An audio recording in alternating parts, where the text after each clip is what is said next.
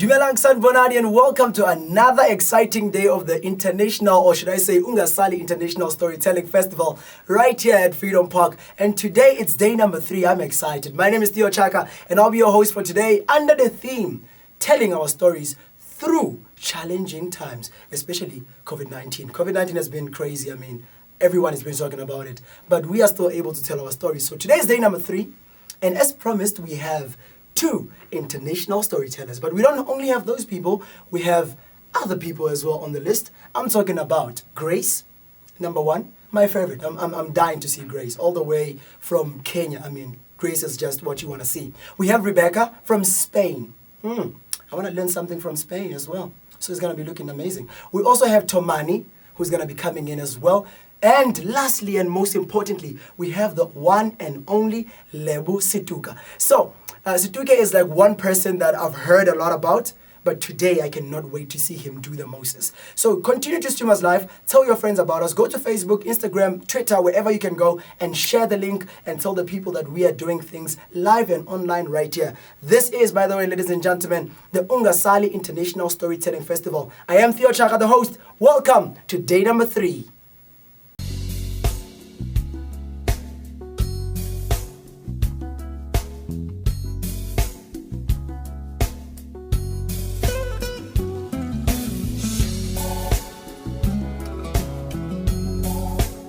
Hello South Africa, hello everyone around the world who's listening today. My name is Rebecca and I've got a story for you today. This story is a European story that's very well known, so maybe you know it already. But this version has a slightly different ending, which was inspired by Janet Dowling's telling of this story.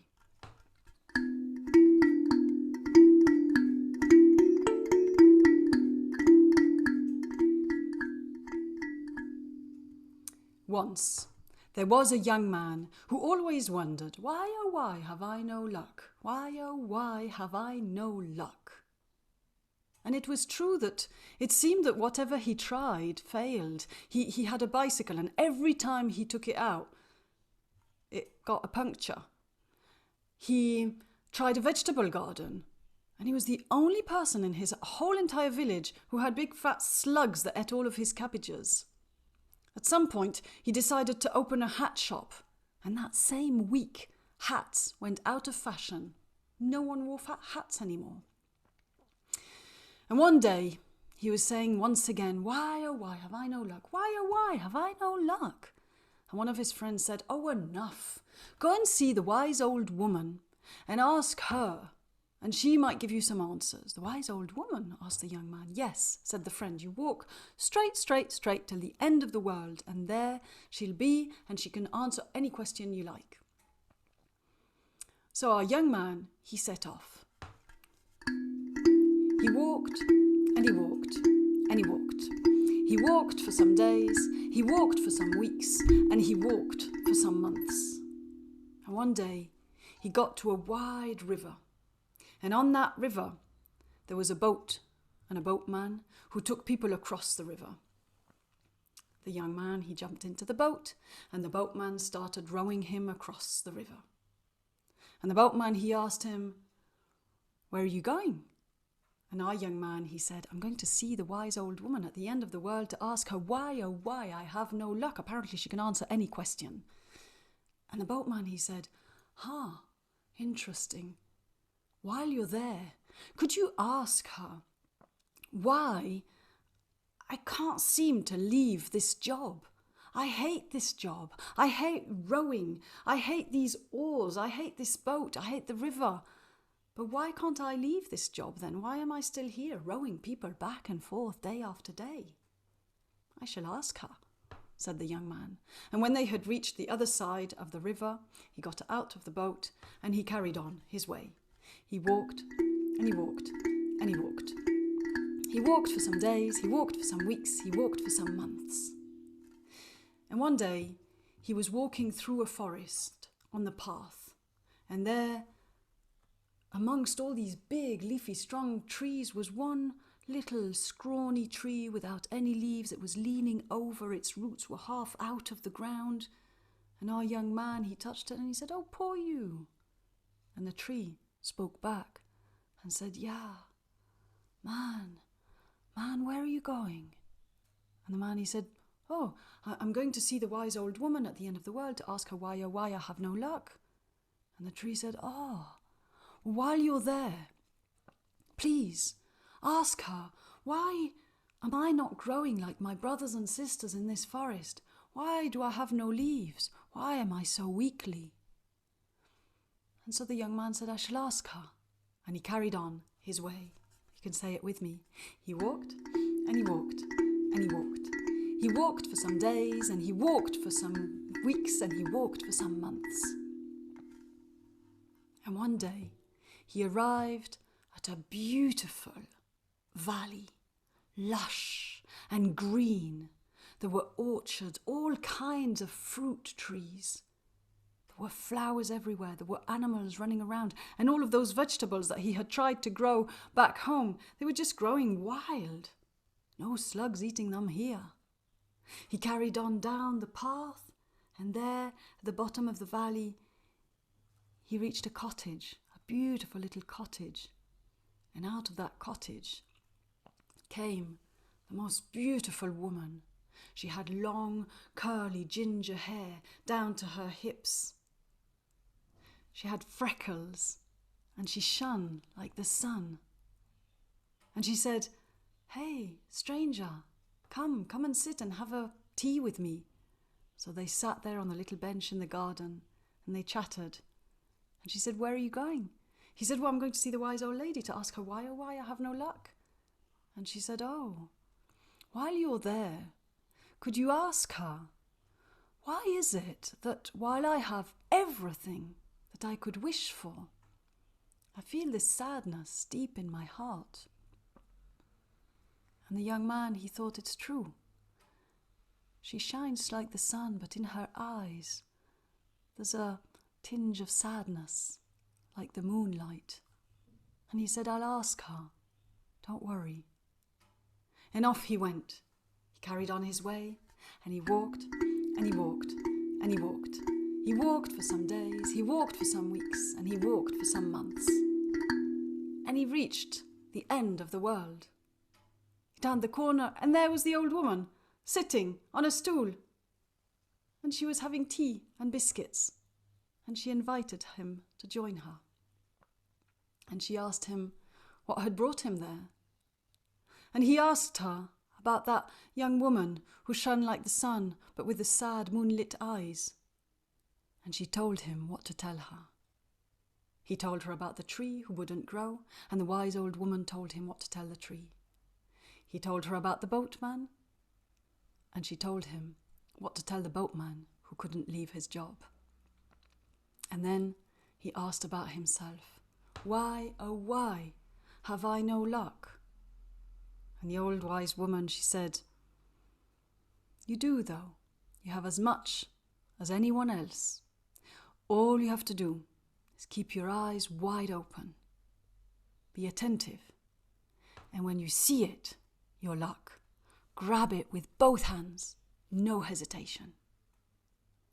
Right. So keep my eyes wide open, and when I see my luck, grab it with both hands, no hesitation. "Got it," said the young man. He thanked the old woman, he jumped back into the world, and he started walking back. He walked for some days, he walked for some weeks, and he walked for some months. And he reached that green, lush, beautiful valley with a little cottage, and out of the cottage came the young woman, and she said, "Ah, you're back, fantastic, come sit." And they had tea, and they chattered, and she said, "So, what did the old woman say about me?" And the man, he said, "Well, apparently you're one of those people who needs to share what you have. You're supposed to have a family. You're supposed to have children. That is what you need to be happy." And so the old wise woman, she said that the first person who comes along that you like, just ask them to marry you. And she looked at him and she smiled. She said, "Well, I like you."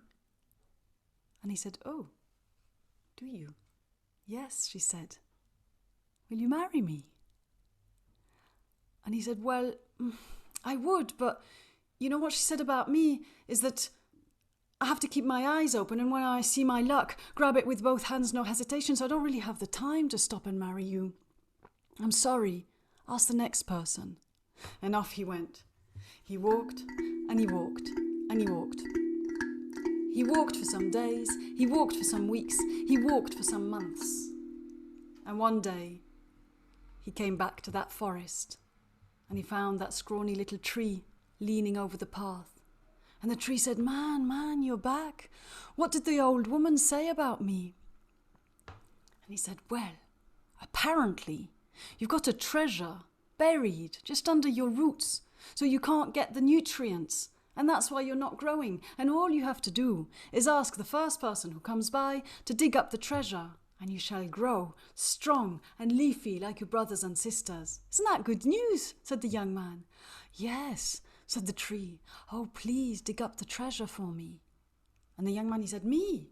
Oh, no, I'm sorry, I don't really have time, because what she said to me, you see, was that I have to keep my eyes open, and when I see my luck, I have to grab it with both hands, no hesitation. So I have to keep going, keep my eyes open.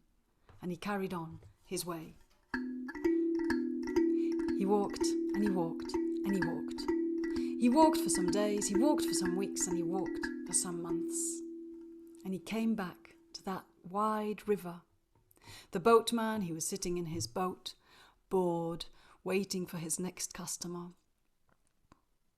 When he saw the young man, he said, you're back. So how was your visit to the wise old woman? What did she say? And the young man, he told him the whole story. He told him about the young woman with the ginger hair, and what the old woman and how she had to get married, and about the tree, and about how there was a treasure there, and he said, and me, well, apparently I'm supposed to keep my eyes wide open and grab my luck whenever I see it without any hesitation. And the boatman, he thought, interesting. And he said, what did she say about me then? And he said, well, apparently, said the young man, you are under some kind of spell that makes it that you can't leave your job even though you want to. And what do I do? What do I have to do? Asked the boatman. Well, apparently the wise woman said that all you have to do is the first person that you consider completely foolish, just hand them your oars that you use to row the boat. Just give them to them. Jump out of the boat and run, and leave your job, and you'll be free. And the boatman, he said, And so you had the chance to marry that woman and to dig up that treasure, but you didn't. And he said, could just before we leave, could you just hold these 2 oars for me, please? And there, in that moment, our young man, he saw in those 2 oars, he saw his luck, and he grabbed the 2 oars, no hesitation. The boatman, he jumped out of the boat, and he ran, and he ran, and he ran as fast as he could. Free. Well, we don't know if the boatman dug up the treasure. We don't know if he married the beautiful ginger-haired woman. But what we do know is that our young friend is rowing that boat back and forth, taking people across the river. And guess what? He loves it. He loves everything about his job. He loves the river. He loves the way the sun glistens on the water. He loves meeting the people who come into his boat. He loves his little cottage by the river and the silence at night. And that just goes to show how what people think you should do is not necessarily the right thing for you.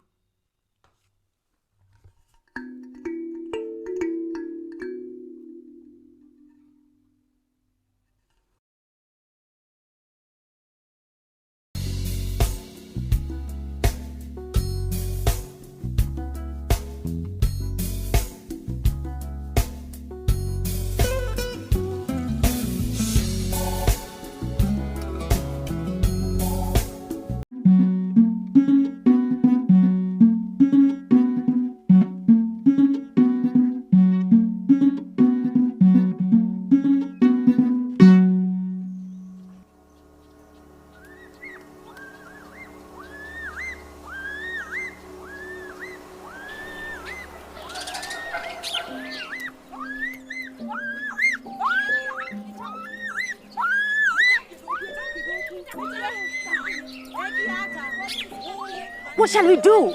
What shall we do with the body? What shall we do with the body in the house? Should we leave it where it is? Should we throw it away? Or should we throw it in the forest? Should we hide it? Should we bury it?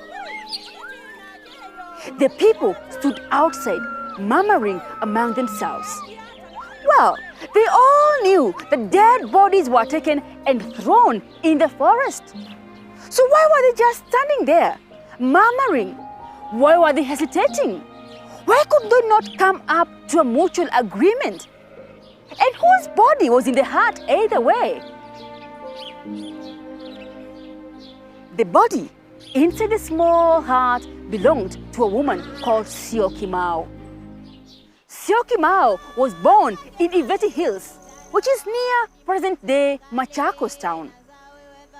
Nobody knows who her mother is, or her father for that matter, or her relatives, not even her clan or her kinsmen. In fact, rumor has it that she was not born of a woman, no, that she simply sprang from a tree. From a young age, Syokimau was possessed by Maimo, benevolent spirits. And when they came over her, she would shake and shiver, and she could tell things that nobody else could understand, see things that no one else could see. And as she grew, the spirits within her, the Maimo, became stronger and stronger, and she would grow to be a well-known medicine woman.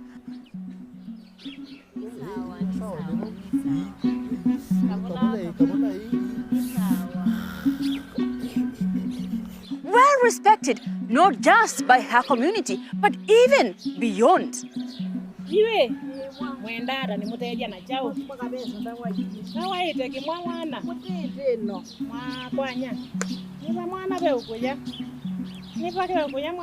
And Syokimau, her herbs were known to cure all kinds of illnesses. But she was not just a medicine woman, no. She was also a prophetess. And so accurate were her predictions that the community and the leaders and the elders took to consulting her about different aspects of life within the community.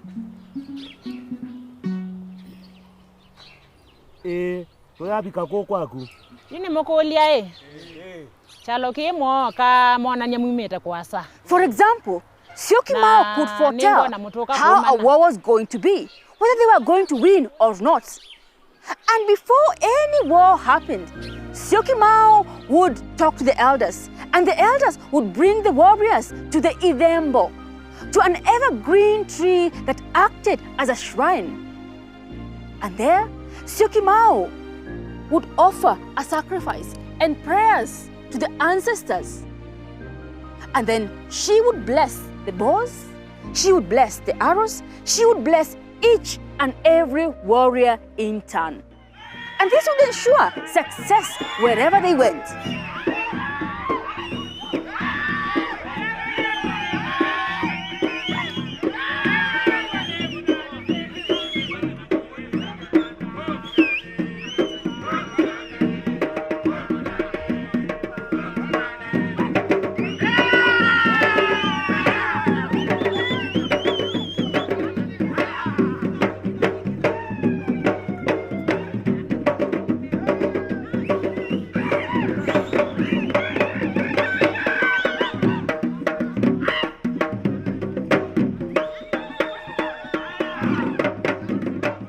Syokimau could also foretell when the warriors would be defeated. And in such an instance, she would talk to the elders and tell them not to call for war.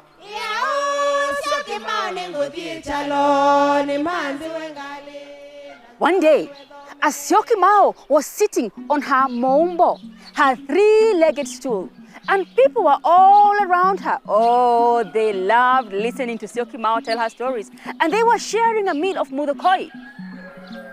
When all of a sudden, she began to scream. I see them! They're coming! They're coming! And the people looked at each other with questions in their eyes. Who was coming? Could it have been the Akavi? The Maasai? The Kamba community thought the Maasai to be the greatest enemies, and they knew if there was an unexpected raid by the Maasai, it would mean widespread death and loss of cattle by the whole community. But Syokimau was in her own world, and she continued to say, "Oh, I see people with a funny skin. Red. Their skin is red as if it has been peeled off. Their skin looks like it has been burnt by porridge."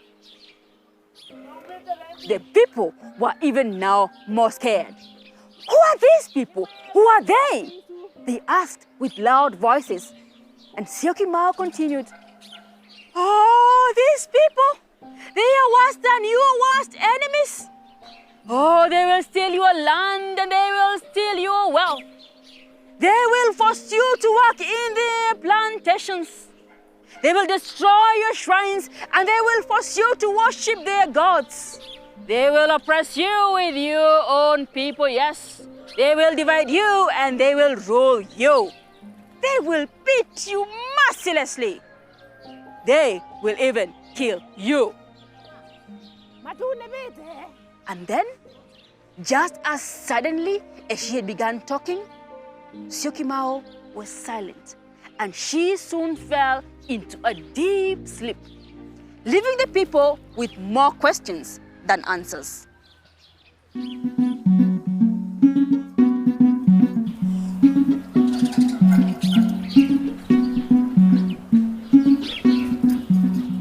The next morning, Syokimau woke up full of energy, and she sat on her three-legged stool and sipped on some porridge that had been given to her when her eyes stared far into the distance.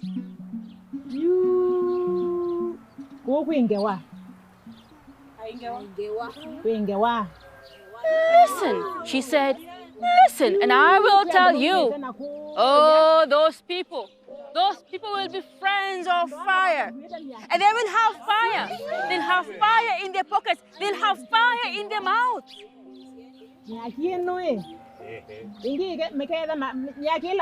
And they will have fire in their hands."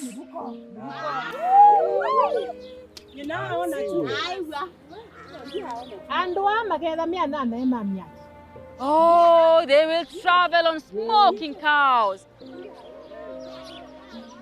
These words from Syokimau sounded strange and far-fetched in the people's ears. But they knew that all of her previous prophecies had come to life, and this made them quite uncomfortable.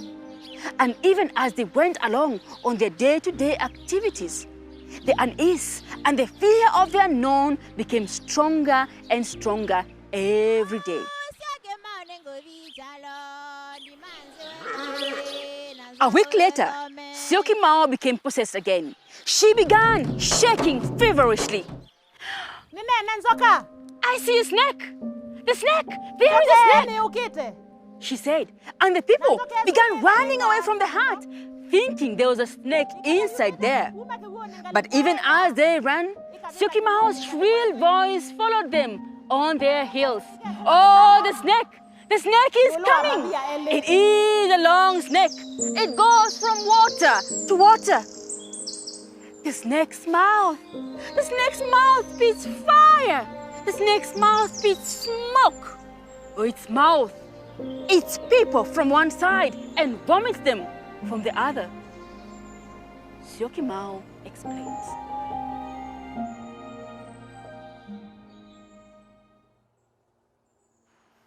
Well, all these three prophecies came to pass when Kenya was under British rule as a British colony. A terrible 43 years for everyone on the lands. The colonialists came and stole land from the native Kenyans. They forced each and every house to pay a hard tax to them. And indeed, when they came, they were friends with fire. For they came with fire in their pockets, and they came with fire in their hands, carrying matchboxes and smoking their cigarettes. And just like Syokimau had said, Indeed, they came riding on smoking cows. Cars that produced smoke as they went along. And in their hands, they carried fire. They carried guns that spread fear and death everywhere they went. The third prophecy came to pass when the British began constructing the railway line in 1896. Yes, they wanted to link Mombasa on one side and Port Florence, now called Kisumu, because now Kenya and Uganda as we know them was under their rule. And just like Syokimau had prophesied, the snake, the iron snake, the train, linked one water body, the Indian Ocean, to another water body, Lake Victoria in Kisumu. But there is one prophecy that Syokimau did. How well known, actually, to date. And it is still unfolding. Not then, but now. And not just here in our country, Kenya, but throughout the world. Before she died, Syokimau said, "Look, I see a generation coming. A generation that speaks like birds. A generation that will disrespect the elders and their parents. Children who will not fear taboos or follow our traditions. And these children, oh, they will have their own wisdom and they will surprise you. For they will even build houses on top of each other." And this prophecy is unfolding.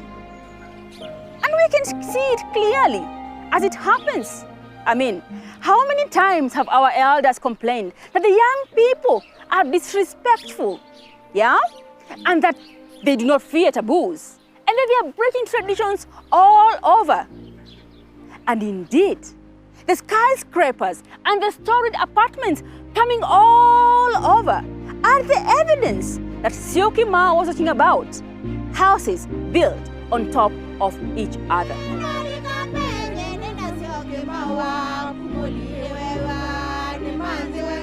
Syokimau's death was surrounded by so many supernatural occurrences. One day, the villagers woke up to find that Syokimau was dead. She was no more. The people could not believe it. How come she had not prophesied of her own death? And they were so confused and wondered what they were going to do. And they sat down and they agreed to leave the body in the hut, thinking that maybe something good might happen out of it. But after waiting for a while, and nothing was happening, and the body began to rot, they carried out the required rituals and threw the body into the forest. 2 days later, loud crying was heard coming from the same spot where the corpse had been disposed of. The people rushed there, only to see a woman, Syokimau herself, praying and shouting loudly.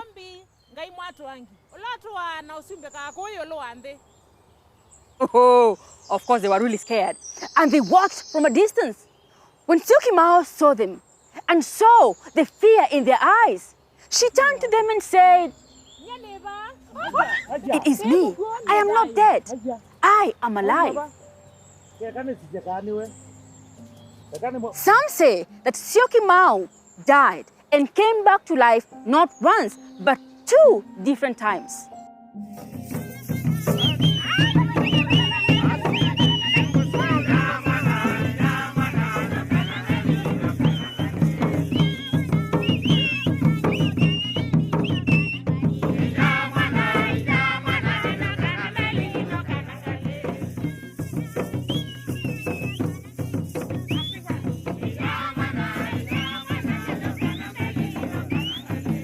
And they say that when she came back, She never discussed about her death experiences. And of course, nobody dared to question her about it. One morning, the people woke up and found that Sioki Mao was no more. Yes, she was dead for the third time. However, unlike the previous two instances, this time round, Sioki Mao had died with her face looking up to the sky, her mouth wide open. And this was quite a rare occurrence, and it was interpreted to mean that the soul had left Sioki Mao when she was having a conversation with the ancestors. This time round, she had left a specific wish, that her body should be buried at a specific place, at a specific hill between stones. And this place has grown to a place to reckon with, for it is said, it is tried, it is proven that when you come to that hill and you pour water, the water does not go downhill as is the norm, but instead the water climbs up the hill. So it was after Sioki Mao's death, and so it is to this very day. Sioki Mao inspired so many different people. Among them, another prophetess among the Kamba people, Siongowa Kaducha. And Siongowa Kaducha, although she came many decades later, would be so impressed with Sioki Mao's work that she would name a territory in her region after Sioki Mao. Present-day Sioki Mao is a fast-growing residential area in Machakos County. And in this same place, you will find the Jomo Kenyatta International Airport nearby. And you will also find the Sioki Mao railway station. Take a walk inside the station and you will see a statue of Sioki Mao herself, a reminder to both residents and visitors alike of one hero of Kenya's past. They say that prophets are not celebrated in their hometowns. But I think it's time that we as Kenyans change that, and that we should sing and shout about our heroes from the tallest of rooftops.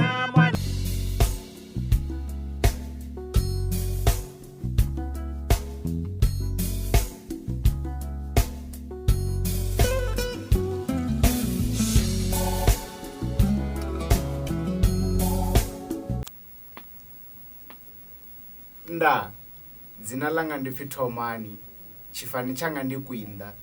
Ndiko ḓo anetshela tshiṱori tshino pfi The Miracle Drum, ngoma lungundu.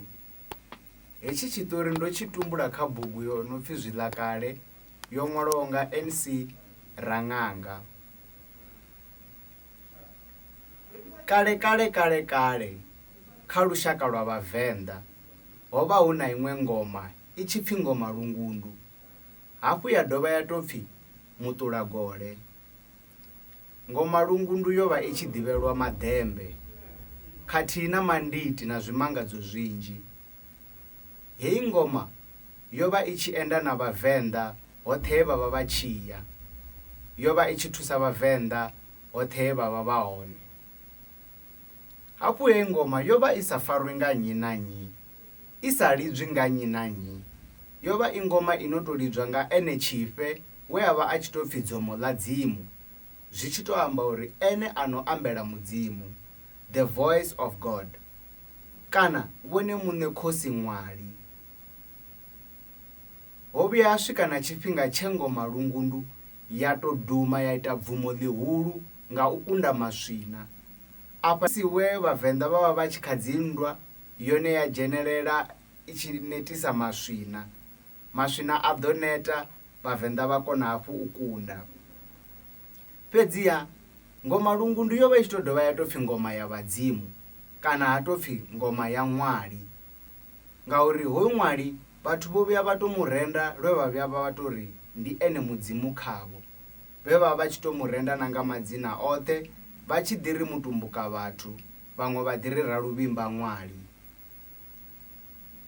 Zwino ho vhuya swika tshiṅwe tshifhinga tshe Vhavenḓa vha welwa nga nḓala, ho wa gomelelo, lwe ha vha hu si tshena na mvula. vhathu vha sa tsha wana maḓi, mibvumbi kana miḓalo zwayo, ndi hafha ha magota a tshi vhuya to takuwa aya ha Tshifhe. U ḓo anetshela kha Tshifhe zwililo zwa vhadzulapo uri Tshifhe a ḓo kona ha u swikisa kha ṅwali, sa izwi ho vha hu si na muthu o tendelwaho u vhona ṅwali kana u amba na khosi ṅwali. Magota o gonya thavhani a swika amba na Tshifhe, Tshifhe a dovha hafhu a swikisa kha khosi ṅwali. Ya zwipfa, ya zwi takalela, lwe na vhathu vha vho to pfa nga mifhululu ya vhakololo vha haningei musanda, vha tshi khou fhululedza uri ṅwali o tenda khumbelo idzo dza vhadzulapo. Ndi musi vha tshi khou humbela u niselwa mvula, sa musi ho vha hu na gomelelo ḽihulu nahone ho wa nḓala. Ndi hezwi na shango ḽoṱhe ḽi tshi ṱangana vha tshi lidza mifhululu i ṱahi, vha tshi khou takalela uri mvula i ḓo na, sa izwi ṅwali vho tenda. Hafha ndi he na ene muṋe Tshifhe a ri a tshi swika tsini na ngoma iyo, a swika a thoma a losha, a i renda, a i vhidza a tshi ri ndi ngoma dzimu. Heyi ngoma a kona u yambelela a tshi sumbedza ṱhonifho khayo, na vhathu vhoṱhe vha tshi lidza mifhululu vha tshi pembelela yone ngoma lungundu. Zwino ngori he ngoma lungundu yo vha i tshi to ṱanganyiswa kha mushumo wa thevhula uri mvula i kone u na, ndi hezwo ha Tshifhe naye a tshi dzhena a kona u i lidza vha pfa i tshi ri ndu ngindi lungundu. Hezwi i tshi ralo na mubvumo wa mbo ḓi bvuma, vha pfa mutsho u tshi nga u ya shanduka na zwenezwo. Ndi he mvula ya vhuya i khulu, nahone shango ḽoṱhe ḽa ḓo takala ḽi tshi vhona mvula, sa izwi ho vha ho wa nḓala na gomelelo. Tsho vha tshifhinga tshi konḓaho nga maanḓa kha Vhavenḓa vhane vho vha tshi tou ita upfhi vhasenzi, nga musi uyo vha tshi khou tshila hu si na mvula. Fhedzi maḓembe a ngoma lungundu ori a tshi ru itea, shango ḽoṱhe ḽa lala ḽa to sina na midzi. Ngoma lungundu yo vha na tshipiḓa tshihulwanesa tshe ya tshi tamba kha Vhavenḓa, yo lwa dzinndwa dza Vhavenḓa, yo dovha hafhu ya itela Vhavenḓa maḓembe a mvula. Ndi khwine u ṱalutshedza zwiṱori zwashu zwino ri tsha ḓi tshila, ngauri ḓivha zwakale i ḓo lovha, nahone muthu o lovhaho ha koni u anetshela tshiṱori. Ndaa, ndo livhuwa.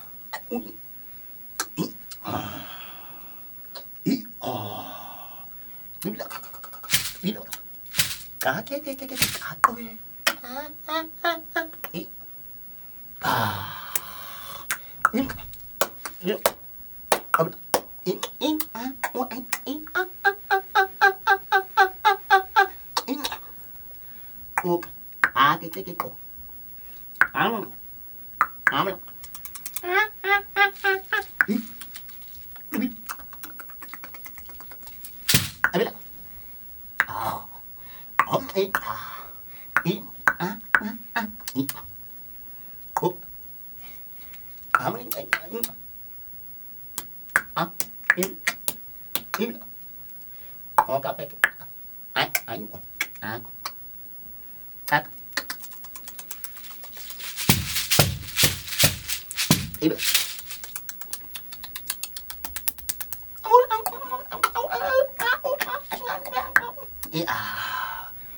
Peka pokoka. Habla ka po wik. Habla ka ke. Habla ka po. Habla ke. Nu peke. Ibe.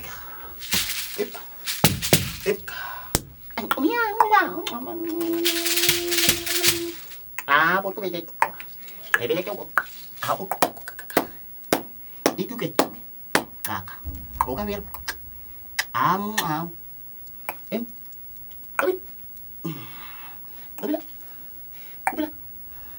Ubila kako kweke. Kako peke. Kabla ke. Yo. Kabla.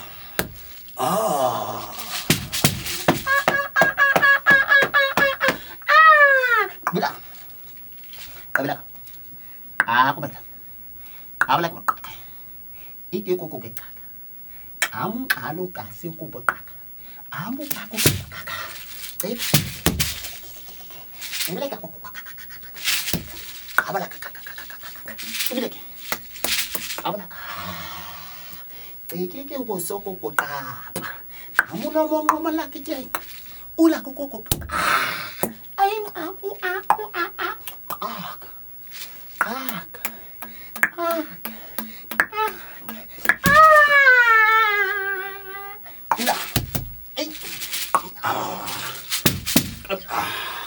Abuluko po.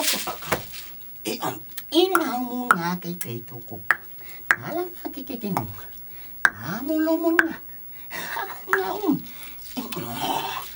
Imila ko. Amulo ko makakikiki.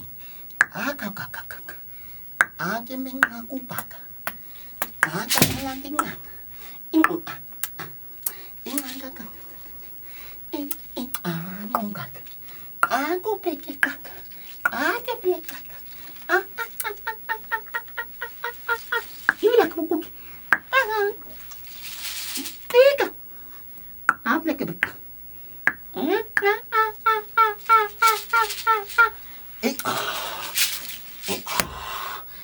Amulo ko kaka. Mamla. Bala ko. Bala ko. Aku.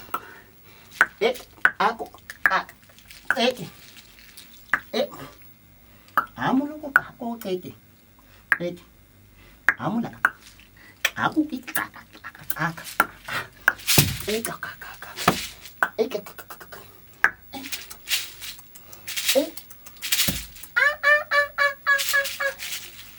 Imina. Aku kaka. Emulo ko kaka keke. Iko koka. Habla ka keke. Habla ka kaka. Kiki. Amula ka keke.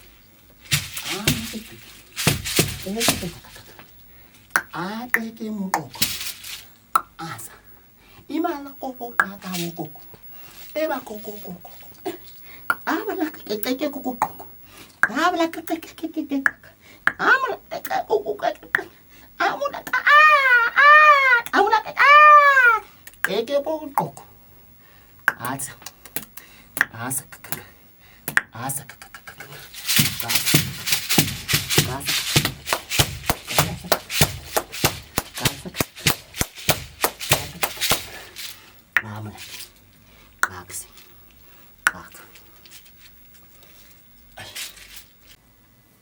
If by now you're still struggling to know what's your story, I do not really know what's happening with you. But I'll tell you this. Today, if you feel like today was on another level, Well, tomorrow is something else because, I mean, the International Ungasali Storytelling Festival is coming back with a bang. Do make sure that whenever you hashtag us, you use hashtag Ungasali International Storytelling Festival. I am Theo Chaka, the host of the show, and today has just been a blast. We went to Spain, we went to Kenya, and we just literally went everywhere else in the country. And there's still more international stories that are going to be told right here at the Ungasali Storytelling because we have about 23 performers. So we had day 1, day 2, today is day 3. We still have day 4 and 5. And you don't want to miss day 5. Even day 4 is going to be nice. But you don't want to miss any of these days because there's going to be so much more that is happening here at the Ungasali International Storytelling Festival. My name is Theo Chaka and I'll see you tomorrow for day number 4 of the Ungasali Storytelling Festival.